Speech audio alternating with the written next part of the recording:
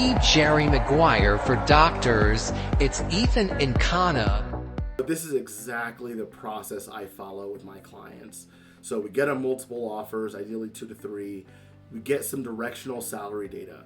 Again, like if you want to spend the money to get, pediatric oncology, you certainly can, but that $3,000 is not going to pay itself back, right? Like you're not going to plop that on the table and then magically get your offer increased because you have that data. So I just say don't spend the money. If you do, it's probably going to be a waste.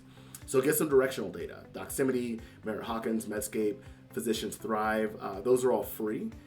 And they have some directional guidance. Now, for you all, it might be a little more challenging because you're all subspecialists, and generally speaking, this is at the specialty level. So, always consider the implications of your specialty financially and how that changes a little bit.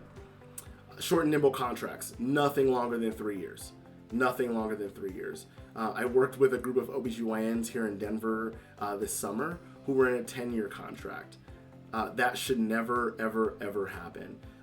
I even say for my physicians with 5 years, we don't sign 5-year contracts. Because if you think about how good you were as an intern, and then when you finish residency/fellowship, you got so much more clinically proficient and confident, right? Good at your job. That same thing is going to happen as an attending. So as a 5-year attending, you don't want to be paid what the first years are being paid for the work and the knowledge that you've gained over those 5 years. So 2 to 3 year contract, come back to the table, renegotiate. I suspect many of you will have what are called evergreen contracts. I'm seeing those more and more frequently, which means the contracts don't end.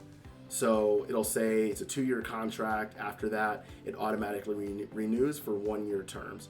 That's called evergreen because just like evergreen trees up in the mountains, they never die unless the beetles get to them. So maximize your contract value. Again, it's not just about money, I get it, and it's a business, right? So I want for you all to know the business of medicine doesn't love you the way you love medicine. And I hate to say it that bluntly, but that's just the reality of it. The people who are on the other side of the table from you, me, hospital execs, we're not in it for the same reasons you are, right? I'm in it for profit. I'm in it to make money.